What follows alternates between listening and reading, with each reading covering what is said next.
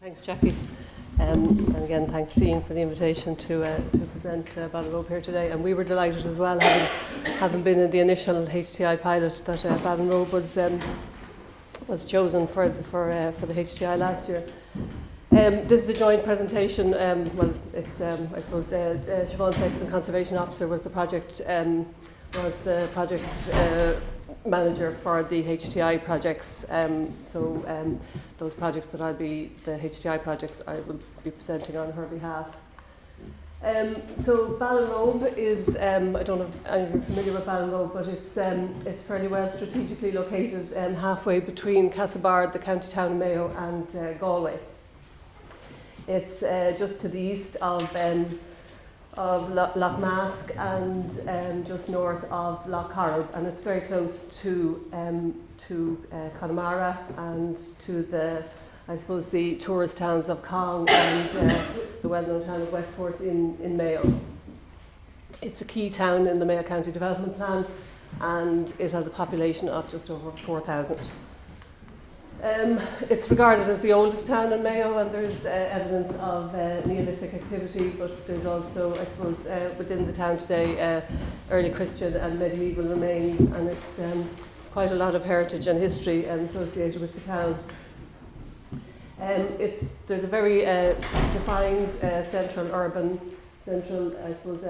block that you can see there, which gives, I suppose, the town a lot of its identity and character. And it's bounded by the Glebe Street, New Street, Bowgate Street and Main Street. And within that block then, which is 6 hectares, there's important open spaces really within the town that are kind of hidden, I suppose, for a lot of people who might just visit the town, who don't know the town, but are, I suppose, are full of heritage and very attractive places within the town. And this being one of them. This is the Church of Ireland, the old Church of Ireland, which is now the Ballinrobe Library, and it really is a little oasis in the centre of the town.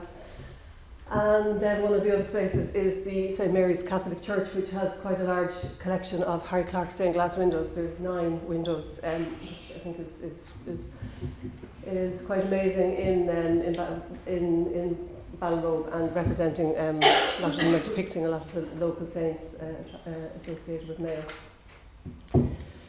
Also in the town, in terms of hidden heritage, we have the Bowers Walk, and this is along the River Robe, which can eventually connect the town to Loch Mask, and this was laid out by the Kenny family, and it is a beautiful walkway, a very rural walkway within the town, with a lot of industrial heritage and a lot of beautiful natural heritage that you can see there along the walls.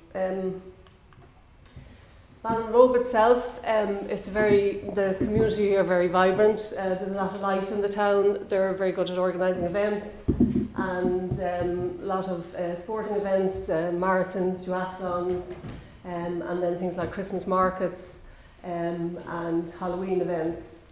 But I suppose when talking to the community, there's a lot of issues with the town, not least of which is traffic, and I suppose this is an issue in a lot of towns. But this image here is of the approach road from Castlebar into Ballinrobe, and a very problematic junction that you're really taking your life in your hands trying to cross the road, and there's a pedestrian crossing just beyond that. You're coming up a hill, and then there's traffic coming from both sides, so it's a big problem. But I suppose if you look at the historic photograph of the same junction, and historically it would have been a very active junction. And then vacancy and dereliction, which has been mentioned.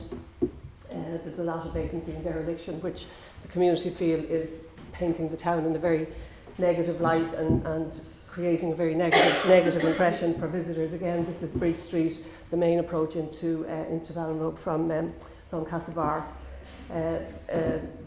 beautiful narrow street, with a very strong built heritage, but only one premises on this street, retail premises is occupied, and that's a butcher shop.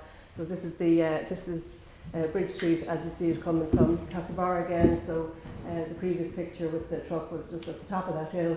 It's obviously, you can see that's the Ulster Bank. So the vistas terminate by a beautiful building, but again, it suffers, I suppose, the traffic and then the dereliction. I suppose Ballinrobe is in bad need of a bypass.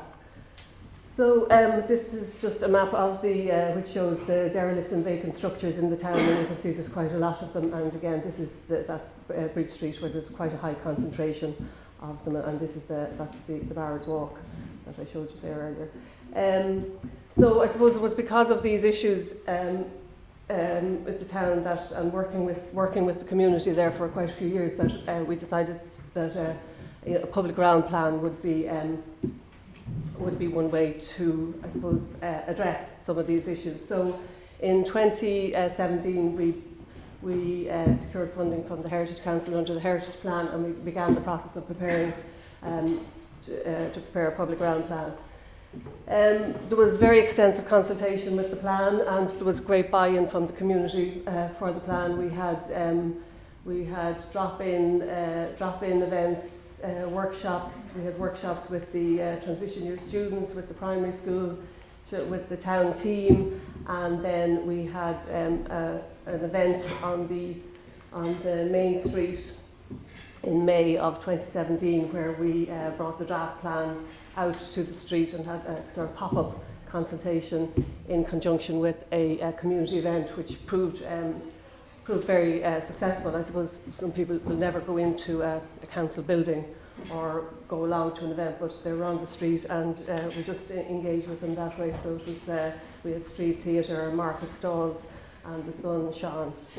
Again, this is you see there the street. What was noticeable as well for the whole day was this constant stream of traffic up and down, it's one way, so down the street, and I don't think there was 30 seconds when there wasn't traffic going past on the day. So it is a big issue, and I suppose also with the new N17, more people now are using that to get to Westport, whereas before they would have gone on the N5, and now they're coming to Athlone, up to Tuam and through Ballinrobe, so that's going to cause even more traffic issues. So I suppose the public ground plan was the Paul Hogarth company we appointed to prepare this plan, and there's a series of long-term actions in the plan. I've just listed some of them there. So under the headings that we were looking at: arrival and welcome, movement, traffic management, streetscapes and the facade, built heritage, those inner town spaces, and interpretation and tourism. So one of the projects that we were doing, we got funding under the Heritage Plan for 2018 was to do an adaptive reuse study, looking at the dereliction and looking at buildings, looking at 4 buildings in the town and how they can be adapted for residential or commercial use, what are the barriers to that, and organising workshops with owners and occupiers, and also local authority staff, and what are the issues that need to be overcome to bring the buildings back into use. And AP&E were appointed to carry out that work for us, and that's ongoing at the moment. So I suppose when it came to the HTI, we had the public ground plan, and we had already identified projects within that plan. So we looked to see what would be appropriate for a HTI, and we chose 4 projects. And I've just marked the locations of them here. This is a Bridge House, just there on the river, the Market House and Courthouse, Shopfront project, Walsh's, and then one of the library inner town, one of those inner town space projects. So I suppose having the public ground plan was very important, and I suppose enabled us to make the application, as Catherine iterated also. So this is the Market House and Courthouse in Ballinrobe. A lot of people don't even know the Market House is here because of the one-way traffic system. You're coming up the hill at the side of it, and then you're going down this street. So you're never actually driving towards the courthouse. It's always at your back. So I suppose there is a traffic management study has been done for Ballinrobe, and it's been revised at the moment, and I don't know if that's something that could be looked at, how you could actually drive towards the market house to appreciate it more. So this is owned by the council, and the community are looking to put in some kind of an interpretive centre or some kind of a museum. As I said, there's a lot of history and heritage in Ballinrobe, and there's nowhere really where this is available for locals or for tourists to appreciate. So the HTI money went on roof repairs on this building. I don't know if you can see it here, but there were asbestos tiles on the roof, and they had to be taken off and replaced with Bangor blue. And so the funding was for the roof repairs, for the tiling, for the lead work, and for the repairs to the cupola there. So I suppose in Mayo County Council has its own architect section, so the survey of the building could be done in-house. And also having Siobhan Sexton, our conservation officer, she was, as I said, she was the project manager for these 4 projects. Walsh's Shopfront, there are very few, although it's a historic town, there are very few traditional shopfronts left in Ballinrobe, and this was one of them, which was a real little gem. It only closed a couple of years ago. You could have gone in there and bought your paper maybe 2 or 3 years ago, but unfortunately it was an elderly lady who owned it, and she, I suppose, retired. Well, she would have been, I don't know, quite elderly. So the shop closed, and there was nobody to take it over. So it was sitting quite derelict. And again, you're coming up Bridge Street, and when you get to that junction, you just see that shop there. So I suppose again, it was, you know, the having the 4 projects that are quite visible as well, and will have the greatest impact. So this project then involved shopfront repairs, 4 windows were repaired, and I don't know if you can see it, there's railings across those windows, so ironwork repairs, and then the sign, which was just put over the original sign. So this is the restored shopfront. The original sign was behind this one. So it's been consolidated and secured and conserved, and a copy of the sign was made and attached to the building. So, and the windows repaired, the ironwork repaired, and the building was painted. And again, it's having a very positive impact already, with, you know, lots of comments. I suppose it's only the scaffold has only come down, and a lot of positive comments about it. This is the Kenny House along the river. It's 1750s. Again, it's been derelict and vacant for quite a while. It was bought, so it's privately owned, and the rugby club had been in it, I think, prior to the current owner, and there was discos there on every weekend, and it was left in quite a bad state, and so it's been bought now, and the owner is very committed to restoring the house. So he's doing it incrementally. So the HTI funding from the HTI enabled him to repair and replace. I think it was 10 windows in the house, and you can see the bay window there, which was just done then. I think that was completed around September, October. And there's a lot more work to be done on the house, and the scaffold is still up. But again, the community are commenting on, you know, it's great to see the window and to see something happening with the house. There's quite a big mill at the back of the house as well, and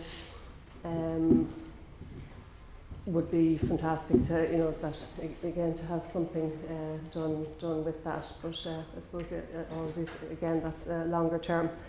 This is the Church of Ireland, so the 4th project that we did under the HTI, and this is part of a wider scheme that we have for enhancing inner town spaces. And actually, we have funding this year under the Town and Village to do a scheme for this space. So the HTI money was used to repair This is a ceramic book sculpture that was put in a few years ago, and it had gone into a state of disrepair and it was chipping, so we got the ceramicist to come and repair that. So as I said, that's again part of a larger project. Ballinrobe doesn't really have that many public spaces, so what the aim of this project, the wider project, really is to look at, you know, activating this spaces, making them more flexible for uses like markets, and using the